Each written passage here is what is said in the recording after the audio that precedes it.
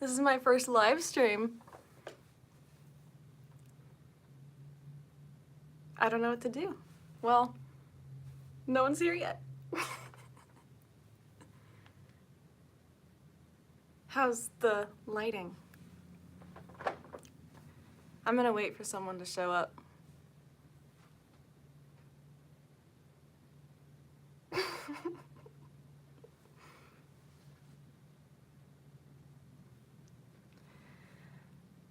Okay, maybe I should just start talking about something.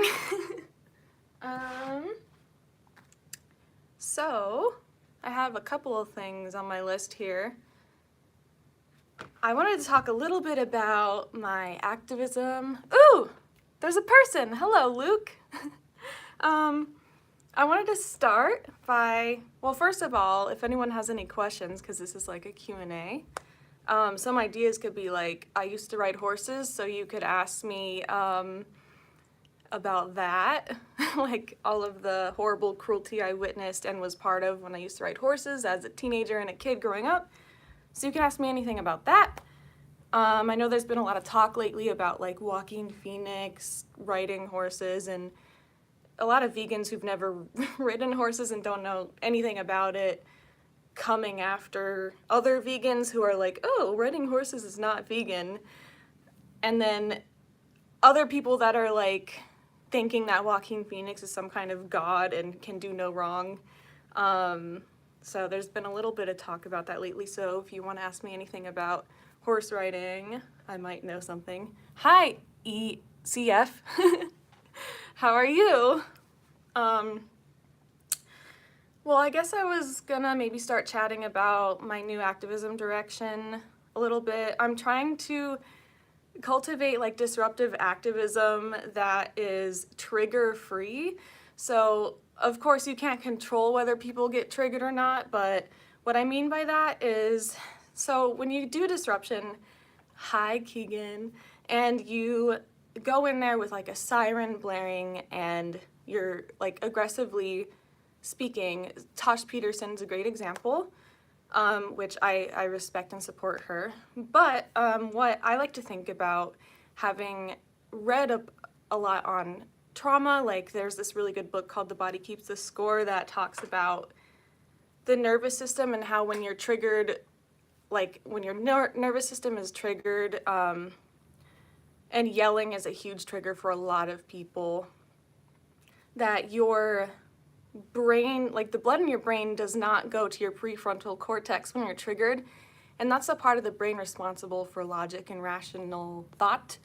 And of course, fight or flight, like people, that's when you get people fighting and stuff. And when I started being an activist, I didn't know what kind of activist I wanted to be, so I was just copying other people, and Tosh was one of them, and I realized that is not for me. So I'm working on something right now that's gonna be for disruptions. It's a piece of art, I'll just say that. I don't wanna give away the whole thing, but the whole point is to come into like grocery stores in a very friendly, non-triggering way as much as possible, and to just focus on things that I want to grow. Like if you've ever heard what you focus on grows, I want to focus less on ex-vegans and anti-vegans, and I respect the work of the other people already doing that. I feel like I don't need to be another person doing that anymore so much.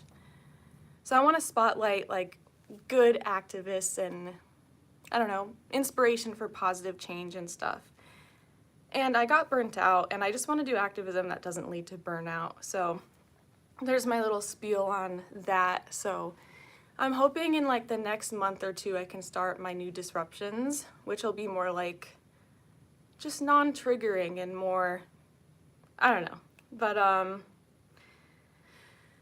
and there was another thing I wanted to kind of say, which is for some reason when a lot of activists, and I'm not here to tell anyone how to do activism whatsoever, as long as you're not hurting animals or hurting people, but a lot of people, when they talk about dairy, they focus a lot on the breeding aspect of dairy. Like it's the first thing they'll say, and they'll like focus a lot on it. And I would like to see, well, again, I'm not here to tell other people what to do, but in my opinion, I think we should be coming right out the gate with the fact that the dairy industry kills baby cows, because that's the most little known and the most shocking. And I feel like we get caught up a lot describing like the breeding process and like the fists and all of that stuff, which is great, but we forget to mention like that the dairy cows are slaughtered and we'll mention that they take the babies away, but forget to mention that we kill the babies. And so I don't know, I kind of want to just throw that out there as something to say, like, because the average person is probably against veal, right? So they're probably going to be quite shocked to learn that veal exists because of dairy.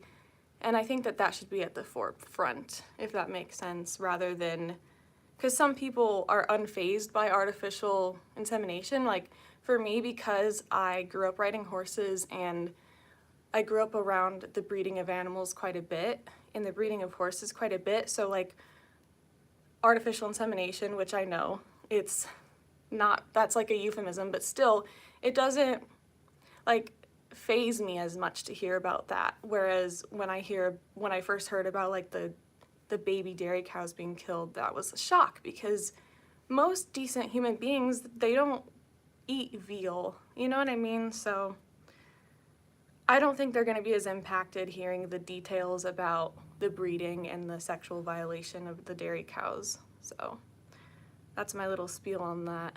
Does anyone have any questions? Does anyone want to say hi?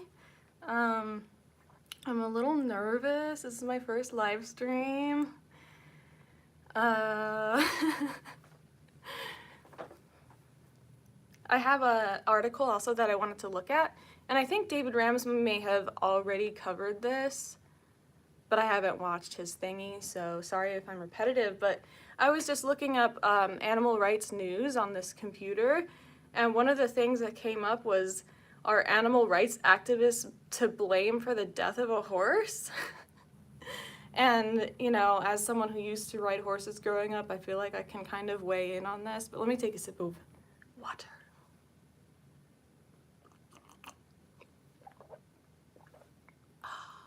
Okay.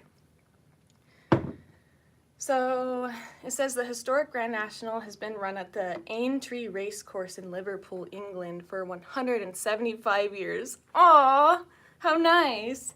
The race is surely the most grueling contest on the planet, featuring up to 40 horses who jump 30 fences and run a distance of over 4 miles. The latest Grand National was run April 15th, but the big race was delayed 14 minutes. Oh my God! After animal rights activists entered the track. I don't know anything about this, by the way. I'm just reading it now. Police reported 118 arrests of the estimated mob of 300 people. That's a lot. That's awesome. Good for them. And 9 of them actually made it onto the track using ladders to climb the barricades protecting the race course. Other activists attempted to use glue and locking devices to attach themselves to fences, and some glued themselves to a nearby roadway, causing a 3-hour delay for horse enthusiasts.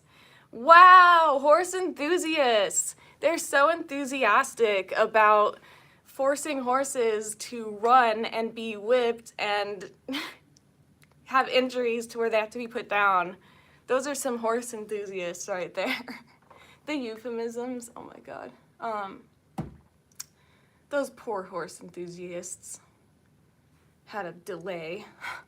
How did they fare?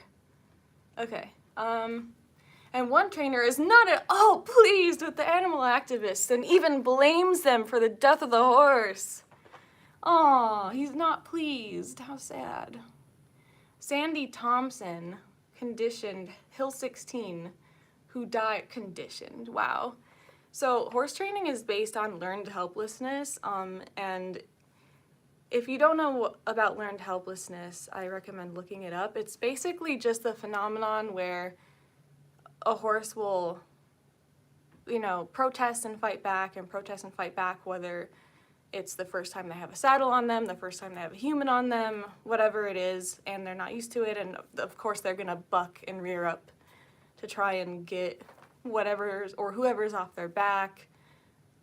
or they're going to knock over jumps or knock over barrels or refuse jumps, which is where they like stop before the jump.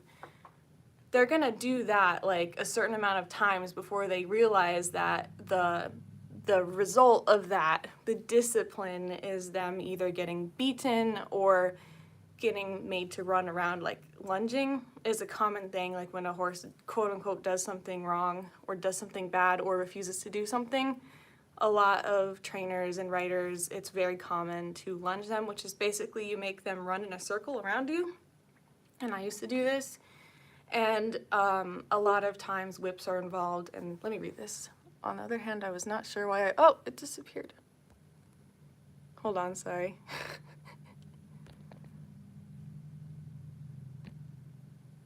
I don't know what I'm doing. On the other hand, I can't read it because it's like went away. And I'm just on my phone.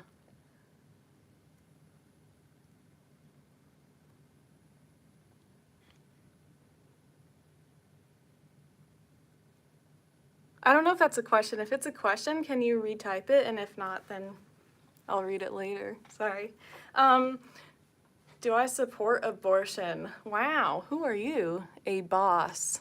I think I've seen you before. I think you've been in my comments bullying me before, so I don't even know if like you're worth answering or not. I actually have a video about this though, so what's it called?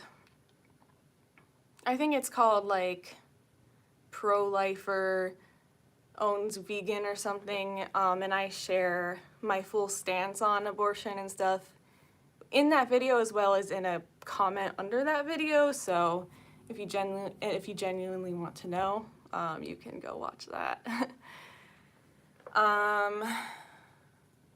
What was I saying? Oh yeah, so lunging a horse is basically you force the horse to run around you. They have a halter on, which is like kind of like a dog collar, but it goes on their head.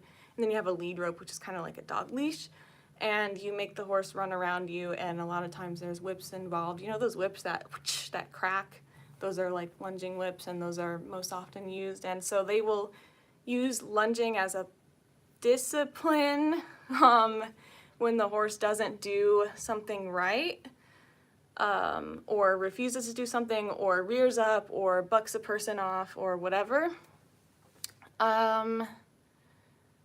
And so learned helplessness is basically they realize after like 15 times of, oh, every time I refuse to do this, I get lunged, and it's tiring and terrible to get lunged, so okay, I'm just gonna obey then, because when I obey, I don't get lunged, and that's basically horse training in a nutshell.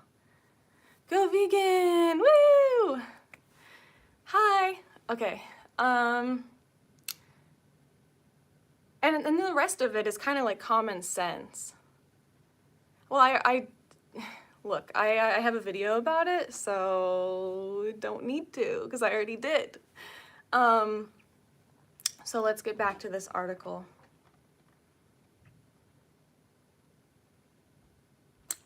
By the way, I've never aborted, so it's kind of irrelevant. I'm not aborting 3 times a day every day.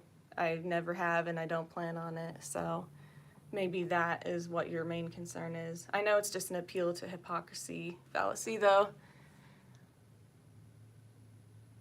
I spent hours on ChatGPT about it. It keeps going away. I'm so sorry. Something about ChatGPT, but I heard at the beginning, thank you for your activism, so thank you for the support. I can't seem to get to make the comments stay on screen. I'm such a novice. Sorry about that. I'm gonna get back to the article. I think you were saying you were trying to make ChatGPT understand something about nutrition. Okay, where were we? The trainer is not at all pleased. He's probably not pleased like a vast majority of his day. Yes, thank you for speaking up for the animals. Of course, always. Feature matrix. Yes. Okay, this A-boss person, I'm pretty sure you're the same person who left bullying comments the other day, so I'm just not gonna address you. Okay,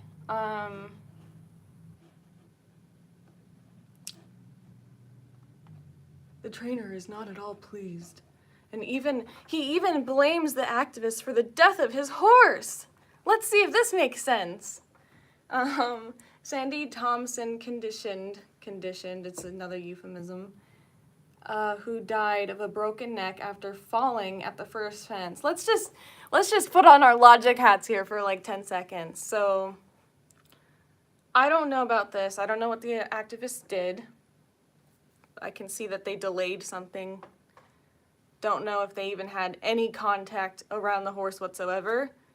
But I can't think of anything that they would do near or around the horse that would cause them to fall. I mean, they fell because you forced them with way too many other horses. I mean, one is too many, but the amount of horses that they send over these jumps, they force over these jumps, of course they're gonna trip. So maybe that's why, like, and these fences are really high. The horses weren't on the track. Oops. Oh, I can scroll. Oh, okay, I figured out how to read comments now, guys, sorry. The horses weren't on the track when the activists were there. Okay, yeah, that's what it sounds like. It wouldn't make sense for the horses to be there. Anyway, it's just like the horse people are so toxic and so, like, I don't even know. It's one of the most toxic anti-vegan communities of people you'll ever see. Just the idiocy to suggest that an activist caused a horse to break his neck falling on the very high jump you're forcing them to jump over with so many other horses that there's not even room. I will tell you, like, when I was a horse abuser, like horse rider, none of anyone that I knew, as many cruel things that we did support and were enthusiastic about, I've never known anyone that was enthusiastic about this kind of racing where there's these fences that you're supposed to run really fast over, like whatever this, I don't even know what it's called, to be honest, but it's for the Grand National, the historic Grand National. I mean, if you ask a horse person, they'll tell you like, oh, well, there's nothing wrong with jumping, but when you run too fast to a jump, that's when you can get hurt, and you just have to canter and have the right amount of strides, and the rider has to do the right position, and everything's okay. And they'll just ignore like the injuries to the deep digital flexor tendon. They'll ignore the trauma from landing on those two front feet after the jump. They'll ignore the trauma from overstretching tendons when they take off for the jump. Like, they'll ignore all of that. They'll ignore like the injuries from falls. They'll ignore, there's this, what was his name? There was a famous show jumping horse that just had a heart attack during the show jumping. His name starts with, Hickstead. His name is Hickstead. And he just dropped from a heart attack. And that wasn't this kind of racing jumping. That was just regular show jumping that most horse people would tell you, oh, nothing's wrong with it. Let me see, I have a comment. Oh, okay. We say a lot of the time innocent animals, but they eat each other without even thinking a moment. I don't know what you mean by that. I mean, humans have the ability to think about what we do. It's called moral agency, and wild animals don't. Do you think horse people are reachable through activism? What would you have reached? Oh, what would have reached you at the? Oh, that's a great question. Okay. I think everyone is. That's a hard question to answer. Let me try and answer what would have reached me at the time. I think someone just coming up to me and like privately one-on-one and just saying like, look, you obviously love your horse, you love horses, but like, do you think that it is showing love to your horse when you force them to do competitions for you. Like, why are you really doing this? Aren't you doing this to kind of just prove yourself? Like, it is love, domination, and control, because that's what you're doing to the horse, is dominating and controlling them. Like, if someone just had like a one-on-one conversation, I think that would have got through to me, because when I was like 12 years old, the neighbor came to the fence and told me, like, hey, don't ride with a crop whip because they'll become head shy, which means like they don't let you touch their head. And I took that seriously, and I stopped using a crop whip for like a few years, I think. So I think I would have responded well to someone just talking to me. Yeah. What was the other part of the question? Are they reachable through activism? I think anyone is. I think even planting a seed is sort of reaching them, even if it's just a subconscious part of them. I think that still matters and counts. You can't expect a whole lot from horse people, though, because it is really like a toxic community. But speaking for myself, I've never really belonged in any community, so I wasn't like so intertwined in it to the point. I don't know how to explain this. Like, I would have probably been more open than your average horse person because of that, if that makes sense. And I was always the person who was told to be more harsh with my horse and don't let him have his way and show him who's boss and stuff. So yeah, I think quite a bit on like, what if someone just used some logic with me when I was a kid and a teenager. But yeah, anyway, I'm gonna go back to the article. I think it never hurts to try. We just have to, like, people are very sensitive. Even people, oh yeah, of course. Even people who don't identify as sensitive, everyone's sensitive. Like, we're sensitive in the way that we get triggered easily, we get upset easily, and sometimes it looks like anger and being tough and stuff, and that's also just being sensitive, just with a tough disguise on it. So we have to do our best to make the person know that we're not judging them. I mean, we are technically judging an action that they are doing, but we have to try and make it known that we're not judging them as a whole-ass human being, because that'll just get them to feel in the shame energy, and that'll just get them to feel shut down and possibly defensive, and yeah. Anyway, even though, I don't know, I think people deserve to be shamed when they're hurting others, especially as directly as something like wearing fur or supporting horse racing, but you just can't get through to everyone, but that doesn't mean we shouldn't try. I don't know. Okay, I'm gonna go back to the article.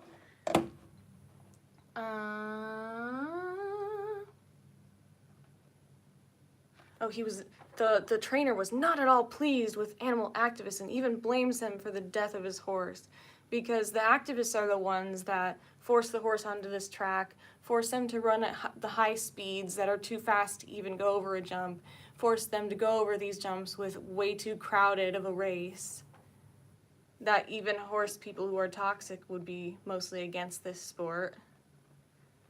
So the activists caused him to die of a broken neck after falling at the first fence. It was all caused by so-called animal lovers who are totally ignorant and have absolutely no idea about the welfare of horses. Ooh, you'll hear this all the time from horse people. They will take advantage as fuck of the fact that the general population doesn't know much about horses and doesn't know about the different disciplines and the different, like, they think they're so smart because they know, like, about the disciplines and how to train them and little intricacies about riding and stuff. But how? Just common sense. Like, how is forcing them at high speeds over these jumps when it's too crowded? How is that welfare? Like, and they gaslight you so much, so-called animal lovers. Okay, well, which of these two groups is actively hurting animals and which is actively trying to not hurt animals? But they'll still gaslight you. I know, it's so ironic. It's so like, this is why I am just glad I'm not involved with any people from my past. I'm gonna take a sip.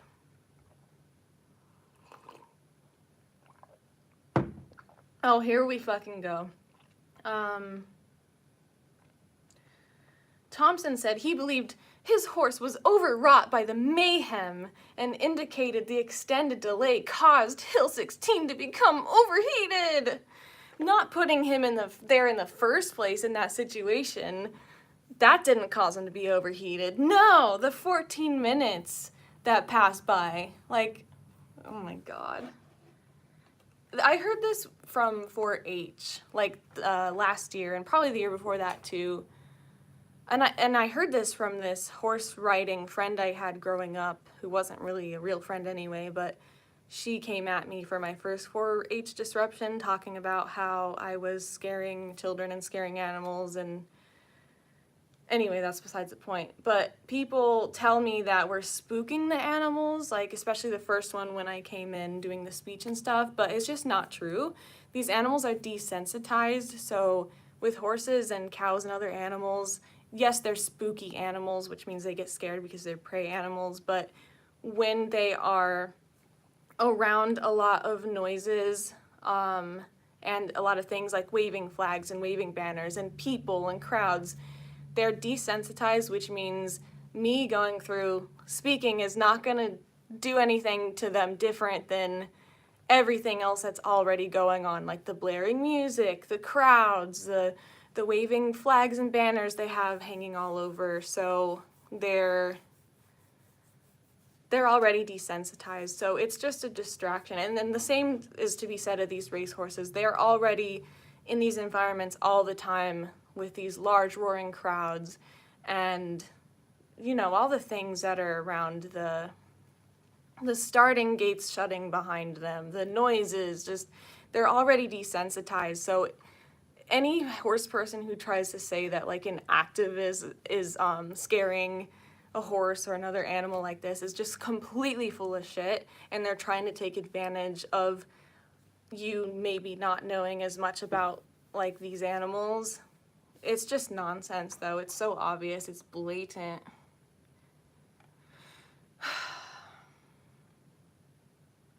I also don't think being overheated has that much to do with falling when you're going over a crowded jump. Like, it doesn't make a whole lot of sense. Like, why are these horses in this situation in the first place? The activists are asking them to not be in the situation in the first place. Okay. The British Horse Racing Authority robustly condemned the protest, adding it would analyze the races to try to understand what caused the death of Hill 16 and 2 other horses at the 3-day festival. So what caused the other 2 horses to die? I don't know because I haven't looked into it. Was that also activists? Probably not. The big race. Here, I'm going to skim through and try and read what's relevant. Oh, I had a comment earlier. Let me look.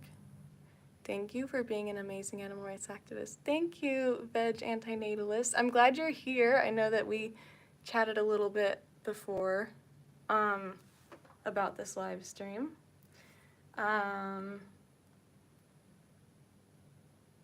There's a good YouTube channel called Stop Having Kids who have a really good video showing footage and drone footage of a dairy farm, and that video is really good. Okay. The real reason the horse was running the race was so that people could bet on the horse. Wait, what? Hold on. I think I skipped.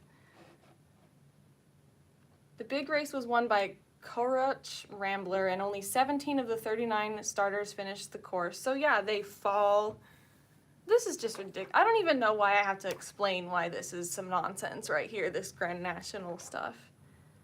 Climate and animal rights group Animal Rising said on social media that its actions aim to prevent the death of horses.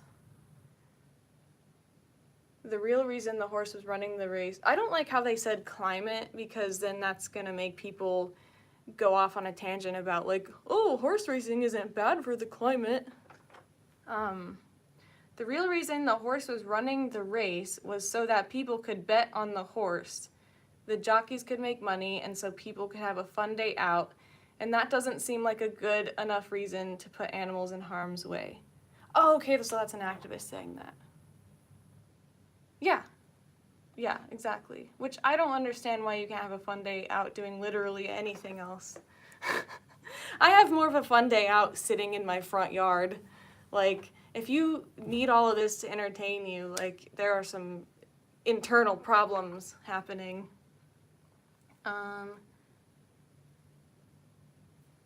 I'm just gonna see if there's anything relevant. If you guys have any questions for me about anything and you're not a bullying troll, I will answer them.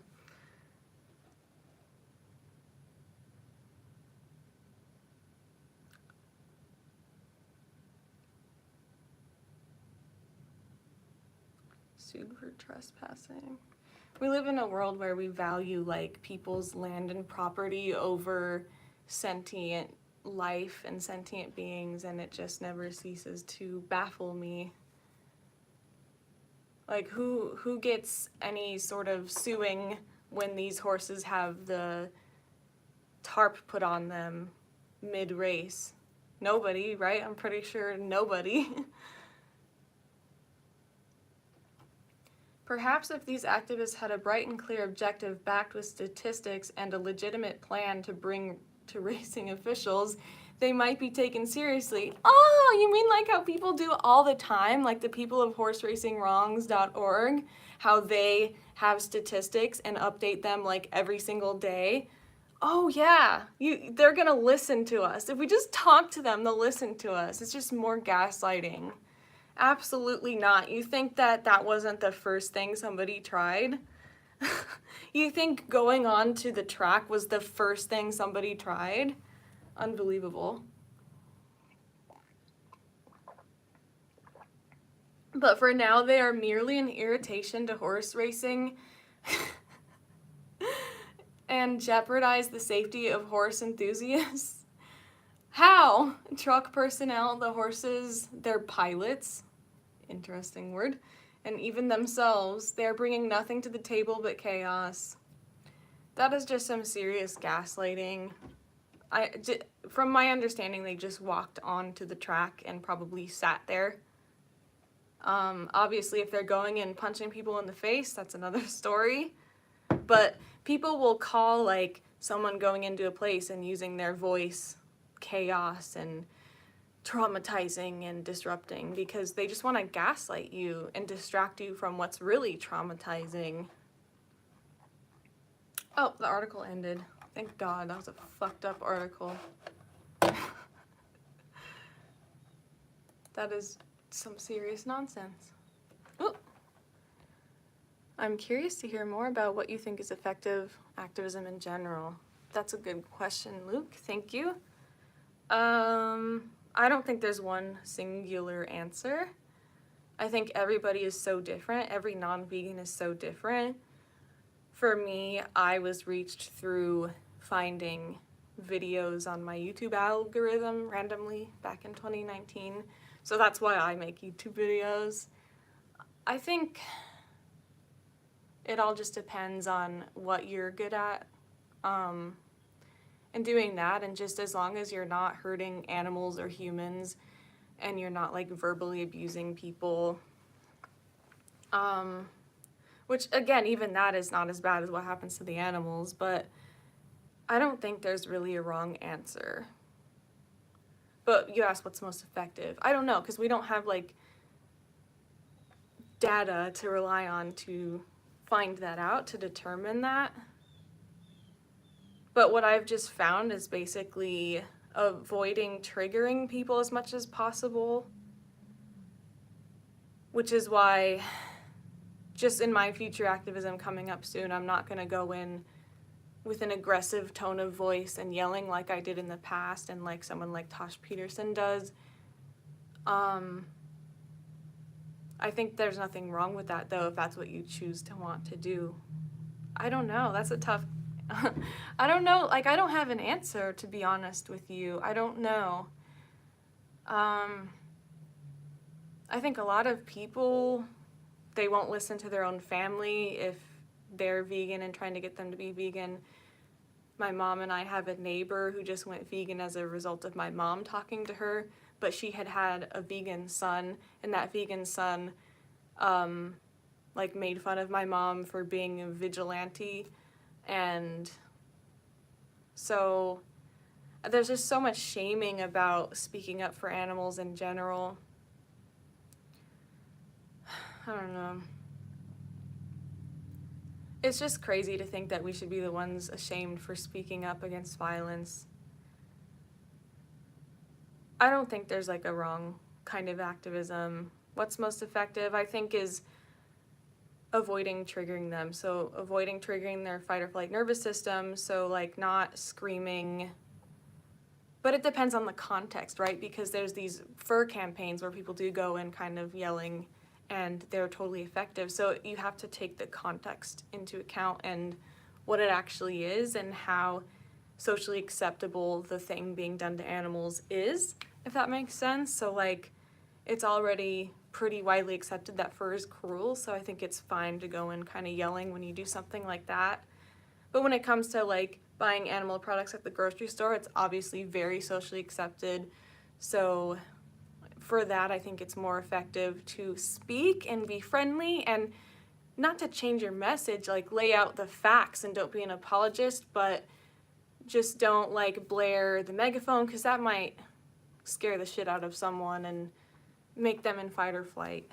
But again, it's really up to you. And a lot of it has to do with considering what will burn you out versus what will make you excited and motivated to keep doing activism, because we want a 10, 20-year long activist more so than we want like a 3-year long activist. What about showing slaughter footage? I think showing slaughter footage is fantastic. I don't think there's anything wrong with showing slaughter footage.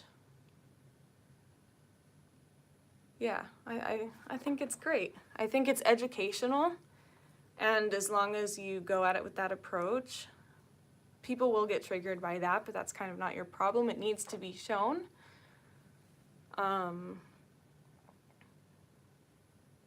I can't really think of anything wrong with that.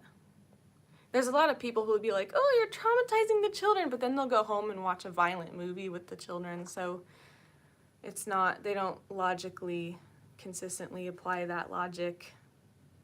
It's just a defense thing. Yeah, I don't think there's anything wrong with showing slaughter footage. I mean, you have to educate people. I'm a big fan of reality and not running away from reality.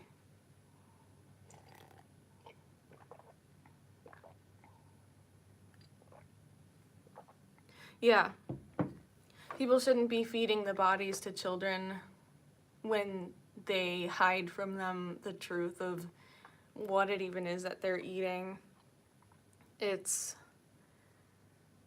almost like emotional abuse. Like, I don't want to like say something too extreme, but it sort of is teetering on emotional abuse to, in this day and age when we know that animal products are unnecessary, to feed children the bodies of animals without telling them even what it is. So I'm gonna see if there's any more news stories, and again, I'm here to answer any questions about animal rights or even something outside of AR if you want. There's a lot of, when I look up AR news, there's a lot about the Grand National. I'm sure David Rams did a full coverage of that, so definitely check out. I haven't checked it out yet.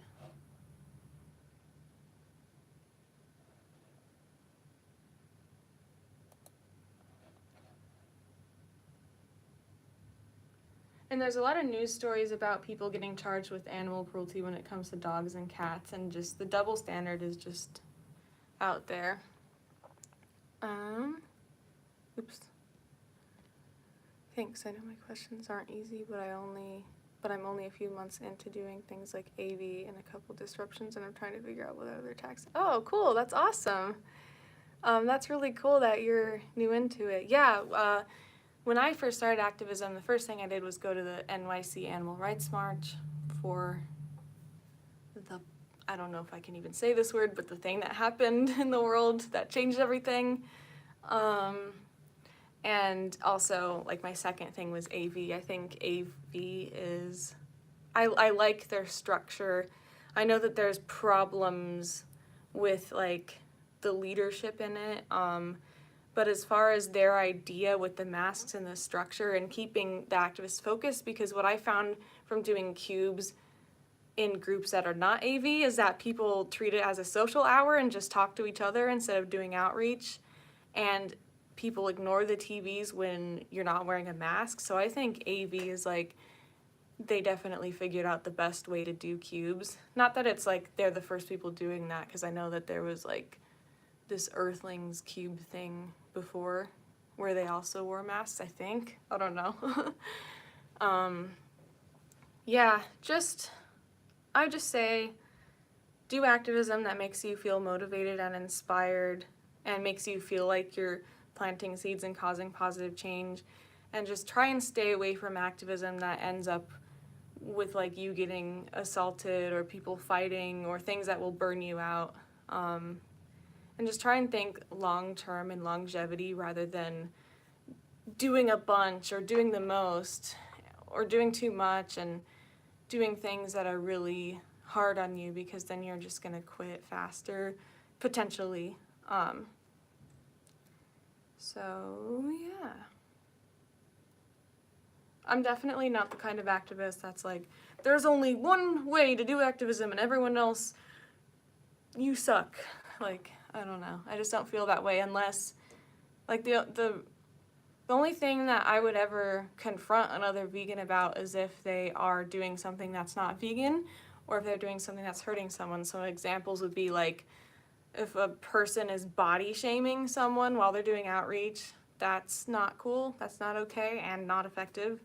Or if there's a vegan that's like, it's fine to ride horses, whatever. Those are the only things I would confront an activist and be like, you should not, like, you need to change. Otherwise, it's kind of like, I don't know, no rules really. Oh, there was another comment, one sec. Have you tried the new vegan Reese's cups? They sold out. I have not. No, I haven't. I have not bought any mainstream candy in like forever. There's these peanut butter, or is it sunflower? I think there's sunflower butter cups that are at the local grocery store around here, and I don't remember the brand, but they're so good. And I tend to gravitate more towards things like that than the mainstream candies, but I think it's really promising that these mainstream candies are making vegan versions. Of course, you can talk about the ethical issues of them as companies and stuff, and I think that should be talked about, but it's still like promising, and I don't know.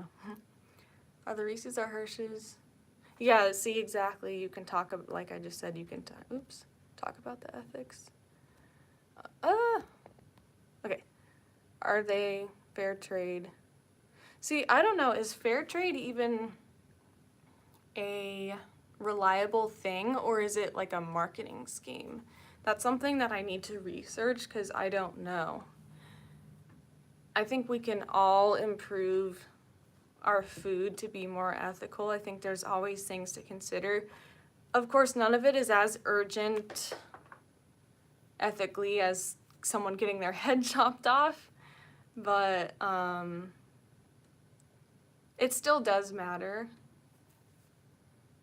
I just don't like eat mainstream candies like that, so I don't know. I have to look into it. Maybe I can talk about the ethics of certain plant foods on another live stream or something. I agree with you, Keegan. My friend refused Kit Kat because of Nestle. Yeah, see, I've heard about the Kit Kat, and I feel happy about the Kit Kat and stuff like that, but then I know that there's ethical problems with Nestle, and so I don't personally buy those things. But I need to do more research about it before I like present it here on YouTube. Fair trade is ideally something like a minimum wage. It's better than nothing, but still not great.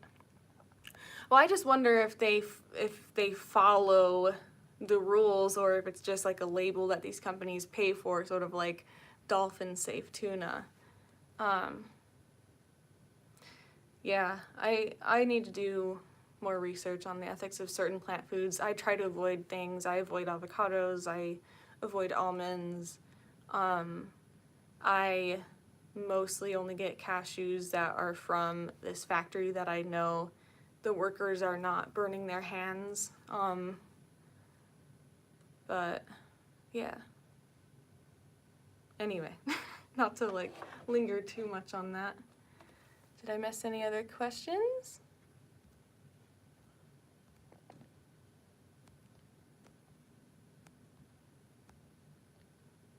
I'm sure they taste amazing though. The Reese's and Kit Kat. Sure there's no problems with the taste.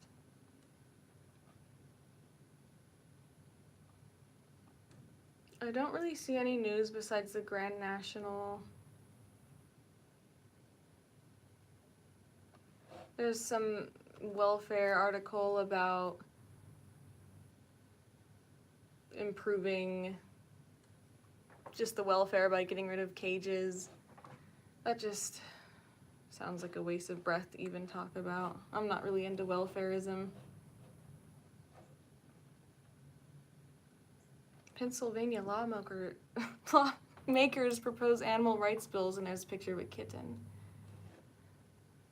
to protect animals from inhumane conditions. It's talking about puppy mills. I just wish people cared about non-pet animals, you know?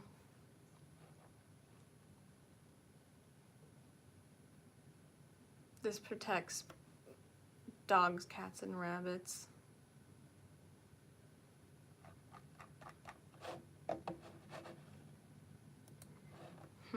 I don't know. Do you guys think that going through like the law and legislation and the government and stuff is the way that animal rights should go? I'm curious. Did I have a good Earth Day? What day was Earth Day?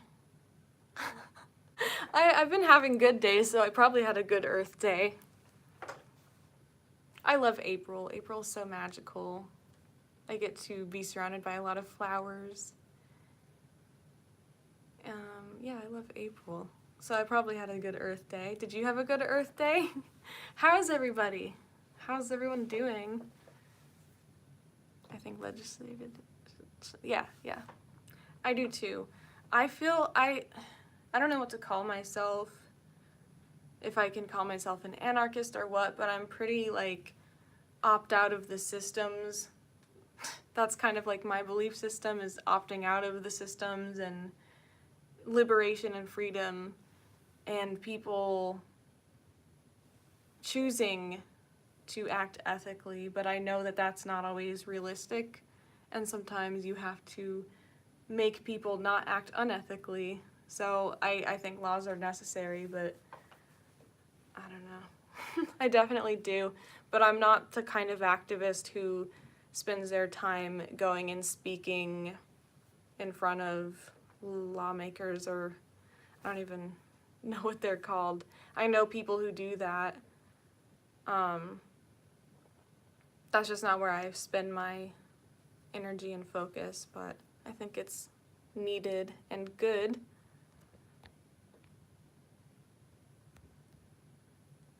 Recently, the New Times said people are drinking less and less cow's milk, especially Gen Z. Yay! That's cool. I feel like there's a lot of veganism spreading on TikTok too, and Gen Z is very affiliated with TikTok, so that's good. hopefully it's for animal reasons. Do you think it's for animal reasons, or do you think it's for environmental reasons, or do you think it's for health reasons, or do you think it's like just plant milks being more cool? We need both individual and systemic change. Yeah, I agree. I agree. I don't think you can just have one or the other. As an activist, my kind of main goal is to make it a known fact to everyone that eating animal products is unnecessary violence, like that we don't need the animal products, because there's so many people that just don't even know that. And then trying to change them through their hearts, through seeing what happens to the animals, and logic as well, but I really don't think you really change until it clicks emotionally and in your heart, when you empathize with the animals. And some people are not capable of empathy, whether it's because they've been through trauma or maybe mental health problems, which usually come from trauma, but you still have to try, because I think most people can, on some level, connect with empathy, especially with animals, because animals are easier to connect with than humans, less complicated to connect with and feel empathy for than humans. So, yeah. Are there any other questions? Let me see if I missed any.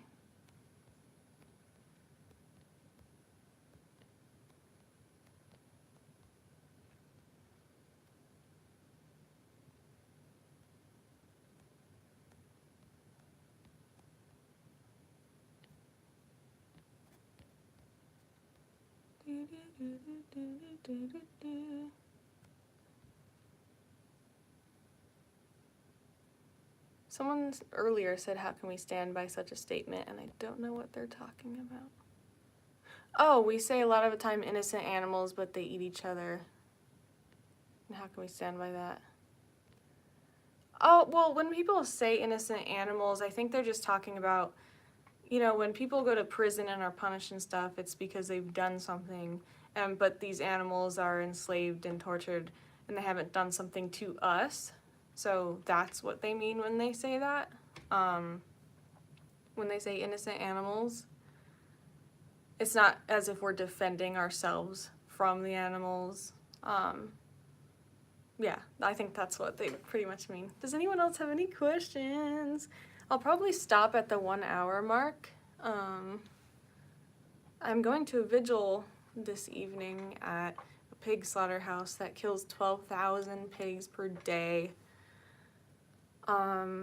It's not one of the vigils where you can stop and give water to the pigs. They kind of just drive in without stopping. But they have built a smokehouse at this slaughterhouse with taxpayer money, like $1 million of taxpayer dollars, which is insane and so wrong.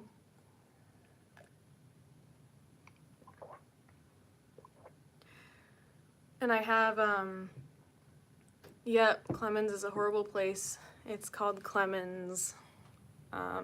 Keegan is my boyfriend, and he's literally upstairs, and he's such a supportive, amazing boyfriend. Yeah, and I love him. He's an activist too. We met at a slaughterhouse. Well, actually, we met at an AV Cube, but we officially met at a slaughterhouse vigil, which is just so romantic. But yeah. Does anyone have any questions for me?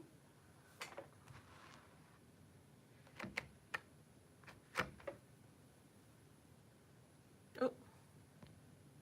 Oh, that's just a heart.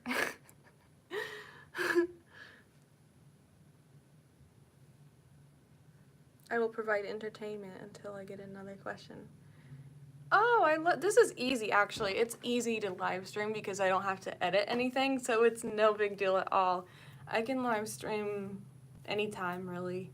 I feel like I need to plan better so that I have interesting things to talk about. But it is no difficulty to live stream. So I'll definitely do some more. I just don't know if you guys are like into it or not, because I don't always tune into like other vegans live streams. I'll watch them after the fact if I'm interested in the topic. So I don't know what the level of interest is. Oh, I do want to say one thing. Did you know that you can get burnt out from thinking about and talking about the same topic too much? That is something to think about when it comes to animal rights. So are you like waking up and watching AR videos and listening to AR videos like all day long and talking, doing outreach all day long? Because that can lead to burnout. So it's important to realize that. I read a book literally called Burnout, and it mentioned that you can get burnt out by talking about the same topic or immersing yourself in one topic too much, and it kind of blew my mind, and it just makes a lot of sense. And I think that's the first area that we can succumb to when it comes to burnout, is just consuming AR and living and breathing AR nonstop too much. So yeah, any questions? 4 minutes left. Now is the time.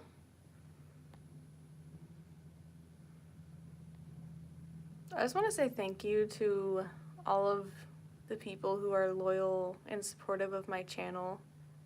By the way, you guys are so nice, and you leave such nice supportive comments, and nobody has ever complained about the fact that my background is usually my kitchen.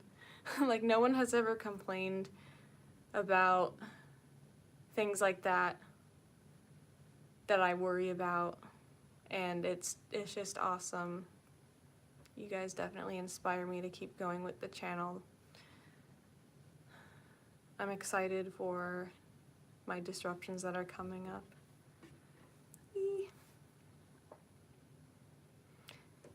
All right, 3 minutes. 3 minutes. That was 6. 3 minutes for questions.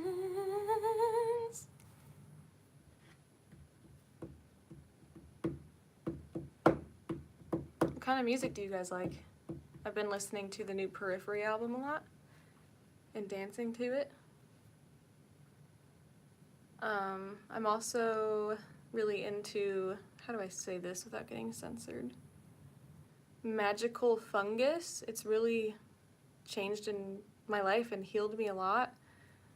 I talk about that on my vlog channel, if you're ever interested. I'm an artist. I draw, I paint. I'm taking a vocal course right now online to sing better and sound better as I'm recording my album. What is your favorite part of being an animal rights activist? I think my favorite part of it is just being vegan and knowing that I'm not causing animal torture, and that I'm no longer causing animal torture. That would be my favorite part. And I think just being able to be my true self, which is kind of everyone's true self, because nobody wants to torture animals, but for the first time in my life as an animal rights activist, I feel like I can actually be compassionate and kind without getting like bullied for it. I mean, of course, except for by the trolls, but I just feel like it's finally okay for me to be a peaceful, kind individual, whereas before I was always encouraged to be the opposite of that in my horse riding family. So yeah, I wish we didn't have to do it too. Does anyone have any other questions? Whoa, whoa, whoa, yeah, yeah. Any other questions? Whoa, whoa, whoa, yeah, yeah. Any other questions? Ooh, ah, ooh, ah, ooh, ooh. Oh, yeah. Oh, yeah, yeah. There's 9 people here. Oh, where are you from? Hi, Wham Official. I was born in Colorado. Denver, Colorado. I grew up I moved a lot as a kid, But I went to middle and high school in Littleton, Colorado. Yep. That is where in Colorado, I rode horses in a town called Elizabeth. I actually went to Colorado State University for 3 years, and I dropped out because I was going for equine science. I went to horse breeding internship, I witnessed cruelty, and I just decided I don't want to be an animal abuser, at least to horses. I went vegan 2 years after I quit the horse community, as soon as I came across the information. Oh, what is your country, Wham official? Sorry to hear that. I don't live in Colorado currently, though. I live in, I'm just going to say, the tri-state area, because there's been trolls that have tried and failed because it was the wrong address, but tried to leak my address and send me threats. So I can't, unfortunately, be like too specific, but I live on the East Coast in the tri-state area, so oh, I just cracked my knuckle. Turkey, wow. What is it like there? I've never left the USA, so I have no idea anything about that. I don't know anything about Turkey. No. I am an uneducated American. I only speak English, and I barely know anything about other countries, to be honest, which is a problem. I have a grandma who lived in the country Jordan for a while. So I know a little tiny bit about what it's like to live there, coming from her. But other than that, I don't know much. If you would like to share about Turkey, feel free. And if anyone else has any other questions, I'll stay for a few more minutes, but I don't want to go too far, because I do have to get kind of ready to leave for the pig vigil.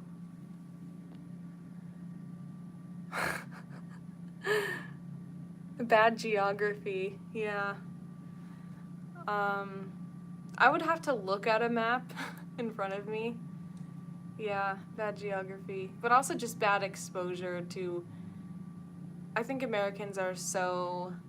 With the media we consume, it's all about us, and we're so consumed about ourselves. Yeah. I've never traveled outside of here. Any other questions? Yeah. Any other questions? American people have bad geography, yes we do. I will say, American people don't care about anything. They only know Canada and Mexico. I would generally speaking agree, yeah. I think we're in a culture that incentivizes us to only care about ourselves and to buy stuff and not care what we're buying stuff from and how it's made or anything, and we're just so focused on our own goals and going to college and, yeah.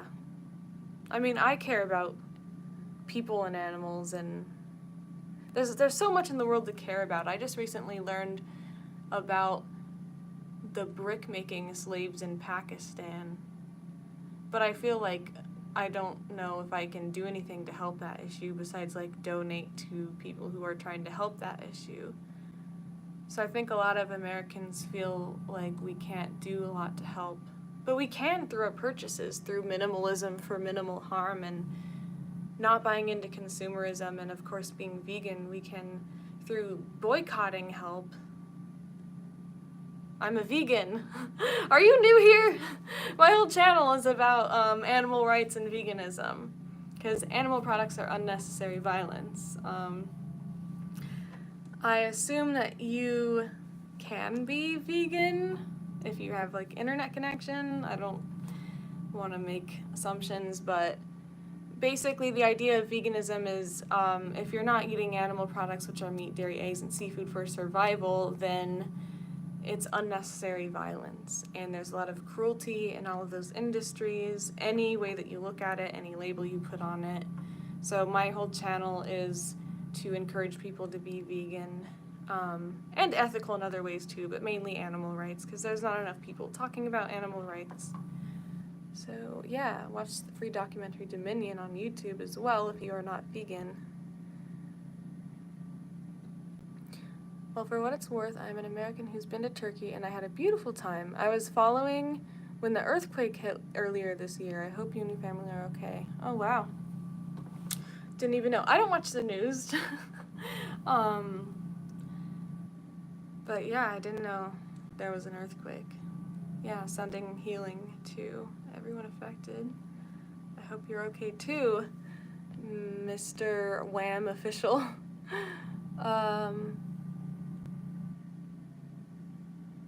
Alright, are there any other questions? Because I am over an hour now. Thank you to people who hung out with me and listened to me like blabber in this basement, not knowing what I'm doing. I'm gonna see if there's like one more question, and then after that I'm gonna end.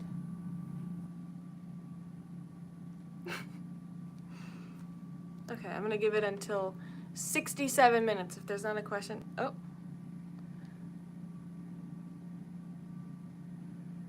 Nice. I'll tell you what, I will look up and research about Turkey before my next live stream, so that if you are on it again, I will have something to say. I have good eyes. Thanks. I made sure that the lighting was good in here so that I would feel better about how I look. And they work too. I don't have to wear glasses. I'm very grateful.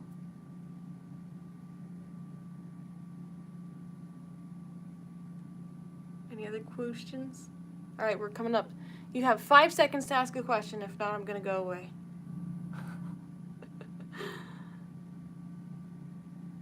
Thank you so much for joining, Luke. I hope you have a wonderful day. I hope it provided some sort of value. Thanks for hanging out.